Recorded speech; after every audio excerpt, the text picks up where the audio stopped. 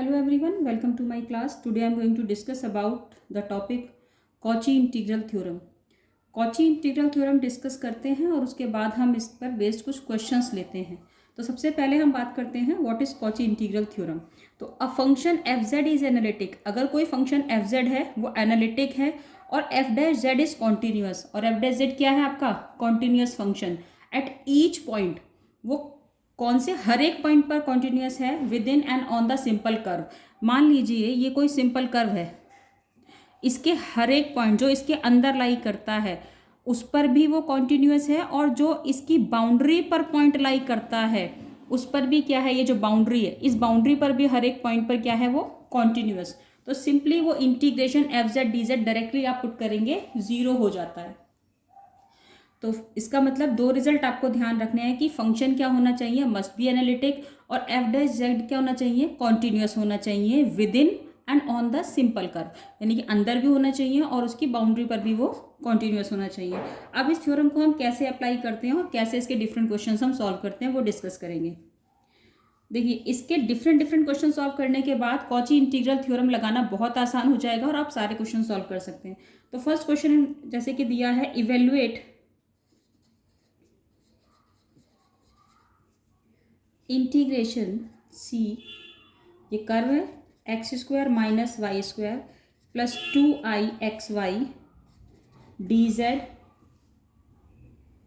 Where C जो curve दिया है उसको कैसे डिफाइन किया है कि C is the contour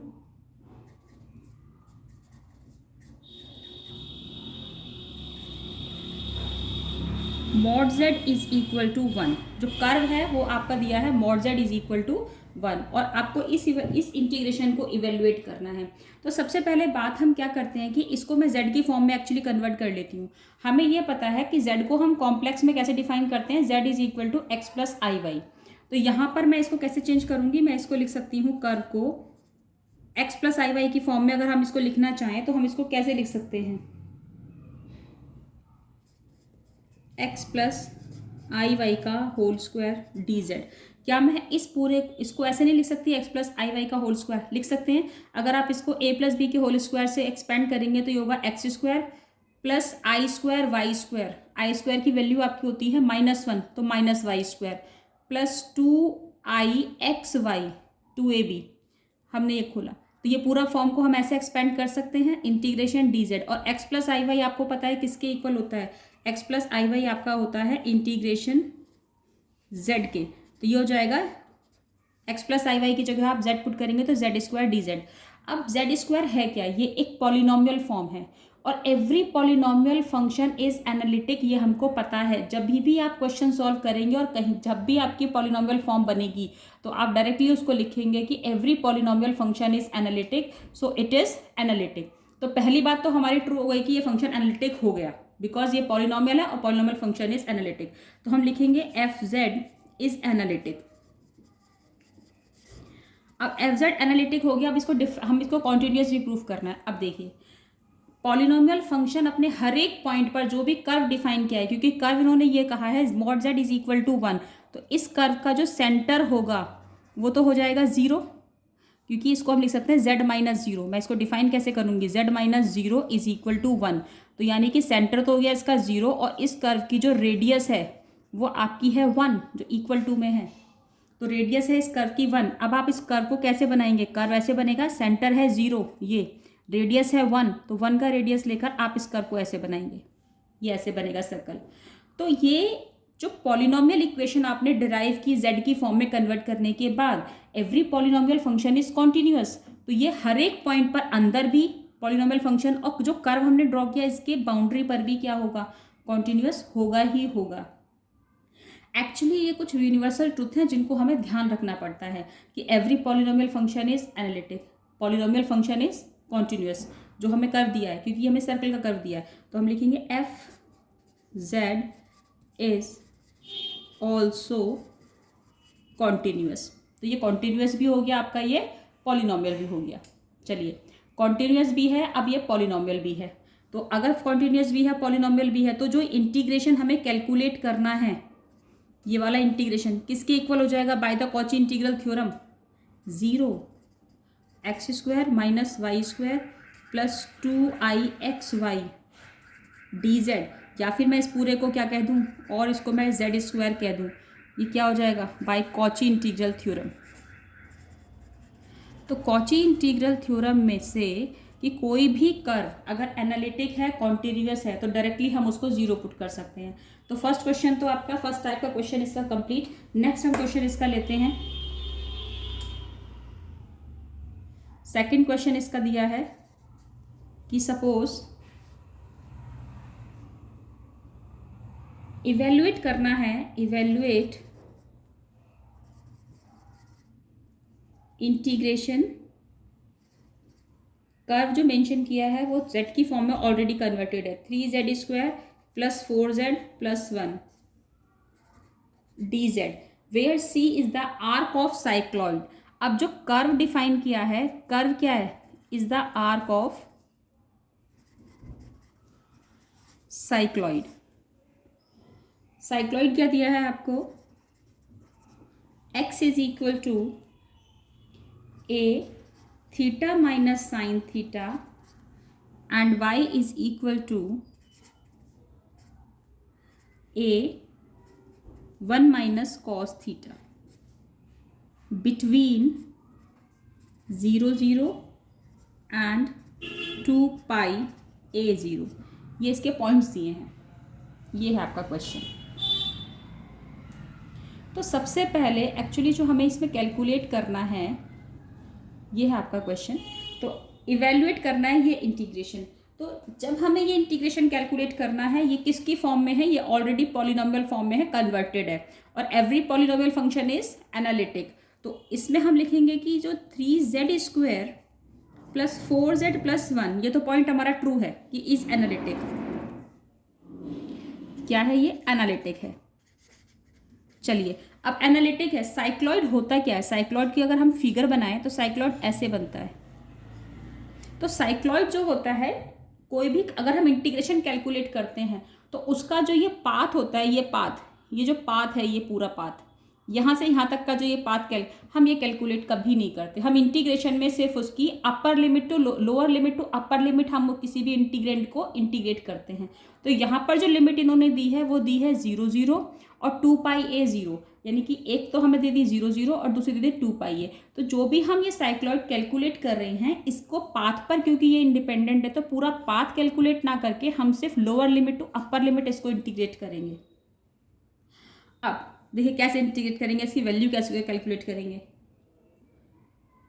integration c 3z² plus 4z plus 1, और लिमिट क्या होगी इस इंटीग्रेंड की? 0 to 2 पाई a। तो 0 to कर्व नहीं लिखेंगे, 2 पाई a तक इसको इंटीग्रेट करेंगे dz। इंटीग्रेशन आपको करना आता है, इंटीग्रेट करिए इसको। चलिए, इंटीग्रेट क्या होगा इसका इंटीग्रेशन? z³ अपॉन 3, तो 3z³ अपॉन 3, 3 से 3 कैंसिल। इसका इंटीग्रेशन क्या होगा? 4z² अपॉन 2 प्लस z, और लिमिट हम पुट करेंगे 0 to 2 पाई a।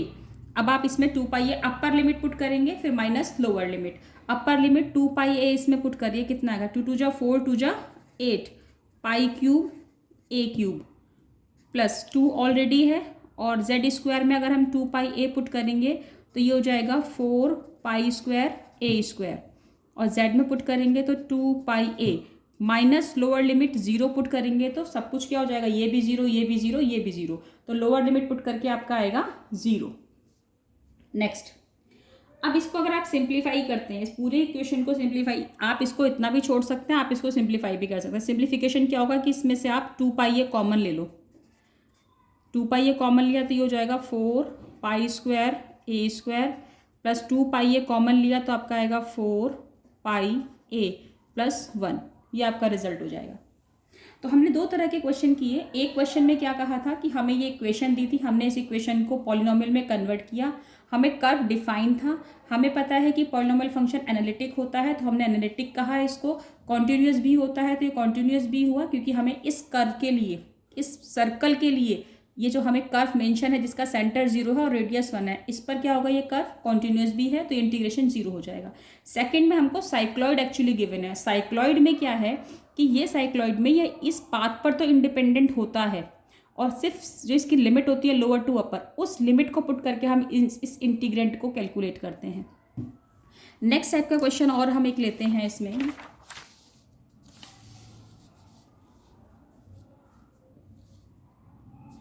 अच्छा, ये भी आप ध्यान रखना कि एवरी जो एक्सपोनेंशियल फंक्शन होता है, एक्सपोनेंशियल फंक्शन भी क्या होता है आपका, एनालिटिक भी होता है और कॉन्टिन्यूस भी होता है। तो किसी भी एक्सपोनेंशियल फंक्शन का अगर इंटीग्रेशन ऐसे कैलकुलेट करने के लिए आता है जो कि सर्कल पे डिफाइन है, तो आप उसको भी क्या लिखेंगे, जिसका कर्व उन्होंने मेंशन किया है mod z is equal to 3 है, mod z is equal to 1 है, जो भी कर्व उन्होंने मेंशन किया है, तो उस कर्व पर every polynomial every exponential function is continuous as well as analytic, तो वो इंटीग्रेशन भी आप डायरेक्टली 0 पुट कर देंगे। फॉर एग्जाम्पल जैसे कि क्वेश्चन उन्होंने मेंशन किया है यहाँ पर सी,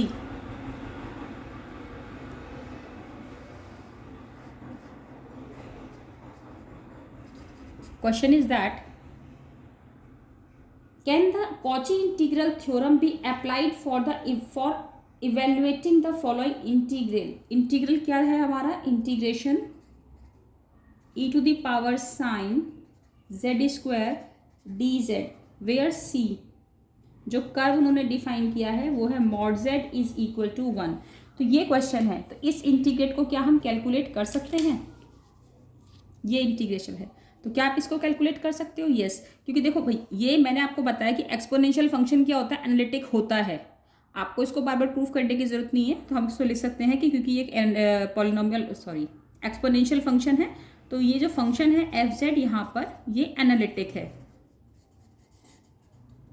बिकॉज ये एक्सपोनेंशियल है। और एक्सपोनेंशियल फंक्शन क्या होता है कि जो भी कर्व, ये कर्व कैसे बनाओगे, सेंटर इसका 0 है, रेडियस इसका 1 है, तो कर्व आपका ऐसे बनेगा, ये सेंटर 0 रेडियस 1।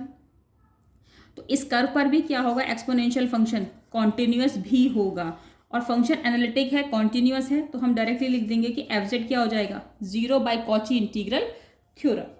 अब एक क्वेश्चन और है,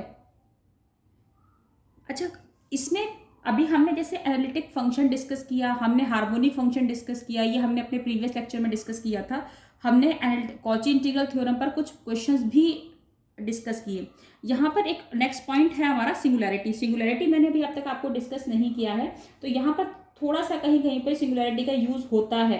तो सिंगुलैरिटी मैं आपको थोड़ा सा बता देती हूँ कि सिंगुलैरिटी वो पॉइंट्स होते हैं जो किसी भी फंक्शन को एनालिटिक होने से रोकते हैं। तो अगर कोई भी एक पॉइंट पर कोई फंक्शन एनालिटिक नहीं है, बाकी सारे पॉइंट्स पर वो एनालिटिक है, तो उस फंक्शन को हम एनालिटिक नहीं कहते, वो पॉइंट हमारा सिंगुलर पॉइंट होता है। तो कोई भी फंक्शन अगर एनालिटिक होने से, कोई भी पॉइंट अगर किसी फंक्शन को एनालिटिक होने से रोकता है, जिस पॉइंट पर वो एनालिटिक नहीं है, तो वो उसका सिंगुलर पॉइंट हो जाता है। जैसे कि एक क्वेश्चन और है, डिफरेंट क्वेश्चन है ये भी, सी इवेल्युएट करना है integration c 2z square plus 5 upon z plus 2 का whole cube and z square plus 4 dz, ये क्वेश्चन है। इसमें इन्होंने कहा वेयर c जो कर्व डिफाइन है, c जो कर्व डिफाइन है ये क्या है, इज स्क्वायर। कर्व क्या है आपका, स्क्वायर, जिसकी वर्टिसेस दे रखी हैं with vertices 1 plus i, 2 plus i, 2 plus 2 iota and 1 plus 2 आयोटा, 1 प्लस 2 आयोटा, 2 प्लस 2 आयोटा, yes, these are the vertices of the square. अब इन्होंने कहा कि ये वर्टिसेस गिवन है, ये हमारा कर्व गिवन है। सिंगुलर जो पॉइंट हम कैलकुलेट करते हैं वो डिनोमिनेटर को 0 पुट करके करते हैं। अब अभी तक जितने भी क्वेश्चंस मैंने सॉल्व किए उनमें सिर्फ न्यूमरेटर था, डिनोमिनेटर 1 था। इस क्वेश्चन में डिनोमिनेटर गिवन है, तो डिनोमिनेटर को अगर हम 0 पुट कर दें और उसमें z की वैल्यू जो हम कैलकुलेट करते हैं वो हमें बताता है कि सिंगुलर है या नहीं। तो देखिए, अगर मैं डिनोमिनेटर z प्लस 2 का क्यूब को 0 पुट करूं और z स्क्वायर प्लस 4 को 0 पुट करूं, तो यहाँ पर z की वैल्यू -2 आएगी 3 बार भाई, क्योंकि हाईएस्ट पावर 3 है इसमें z की। यहाँ से अगर मैं z कैलकुलेट करूँ तो ये आ जाएगा आपका +-2 आयोटा। अब जो स्क्वायर इन्होंने कहा, जो कर्व कहा, सी 1 + i इस क्वाड्रेंट में आएगा, 2 + i कहाँ आएगा, यहाँ आएगा, 2 + 2i ये आएगा, 1 + 2i ये आएगा। तो कर्व आपका ऐसे बनेगा, सी ये बनेगा, ये पॉइंट आपका 1 + i, ये वाला पॉइंट आपका 1 + i, ये वाला पॉइंट आपका 2 + i, ये वाला पॉइंट आपका 2 + 2i और ये वाला पॉइंट आपका 1 + 2i। अब इन्होंने कहा जो हमने ये पॉइंट कैलकुलेट करें z = -2 और z = ±2i, z = -2 कहाँ लाई करेगा, यहाँ पर लाई करेगा z = -2 और ±2i। तो ये z = -2 कहाँ लाई कर रहा है, इस कर्व से बाहर लाई कर रहा है और +-2i भी कहाँ करेगा, इस कर्व से बाहर करेगा। तो अगर ये पॉइंट कर्व से बाहर लाई करते हैं तो इसका मतलब अगर कर्व से जो कर्व इन्होंने हमें दिया उस कर्व से बाहर लाई कर रहे हैं, इसका मतलब ये इसको एनालिटिक होने से रोक रहे हैं। किसी भी फंक्शन को, किसी भी z को एनालिटिक होने के लिए वो सारे पॉइंट्स उस कर्व के या तो बाउंड्री पे लाई करने चाहिए या बाउंड्री के अंदर लाई करने चाहिए। तो कर्व के ना तो अंदर आ रहा है ना ही बाउंड्री पे आ रहा है, इसका मतलब ये एनालिटिक नहीं है इस पॉइंट पर कर्व, और एनालिटिक नहीं है इसका मतलब ये इसका सिंगुलर पॉइंट हो गया। तो ये जो पॉइंट्स हैं ये हमारा हो गया सिंगुलर पॉइंट, ये हो गए हमारे सिंगुलर पॉइंट्स। अब अगर ये दोनों पॉइंट्स हमारे सिंगुलर हैं तो सिंगुलर पॉइंट पर अगर सिंगुलैरिटी कोई फंक्शन दे रहा है तो इसका मतलब हम कह सकते हैं कि singularity do not lie inside the curve, hence Cauchy integral theorem. तो कॉची इंटीग्रल थ्योरम से ये वाला जो कर्व है ये भी क्या हो जाएगा आपका 2z² + 5 अपॉन z + 2 का होल क्यूब z² + 4 dz = 0।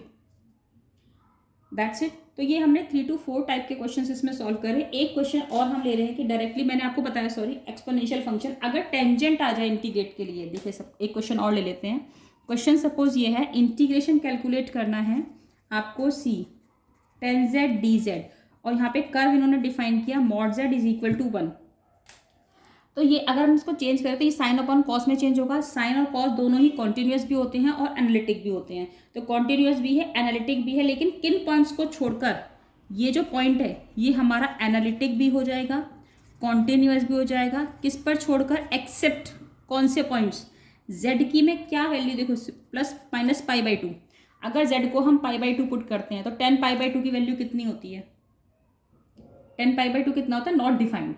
तो नॉट डिफाइंड मतलब z डिफाइन ही नहीं है, इन्फिनिटी है। तो इन्फिनिटी वाले पॉइंट को जिनको हम डिफाइन नहीं कर सकते उन पॉइंट्स को हम, वो तो भाई कर्व के अंदर लाई करेंगे ही नहीं। आप ये देखिए ये कर्व ऐसे बनेगा, ये जो रेडियस है इसकी ये 1 है, ये रेडियस इसकी 1 है।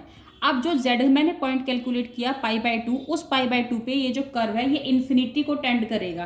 तो यानी कि ये कर्व से बाहर का पॉइंट हो जाएगा। तो इस पॉइंट पर ये क्या होगा, एनालिटिक नहीं होगा ना कॉन्टिन्यूस होगा। तो ये फंक्शन एनालिटिक भी है, कॉन्टिन्यूस भी है, हर एक पॉइंट पर है except z = ±π/2 ±3π/2 and so on. इन सब पॉइंट पे जो इस तरह के पॉइंट्स आएंगे जो हमको इन्फिनिटी पॉइंट देंगे उन पॉइंट पर वो एनालिटिक नहीं होगा।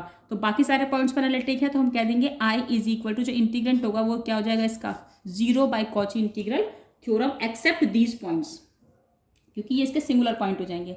नेक्स्ट लेक्चर में हम नेक्स्ट टॉपिक इसका कॉची इंटीग्रल थ्योरम और उस पर बेस्ड कुछ इंपॉर्टेंट क्वेश्चंस डिस्कस करेंगे।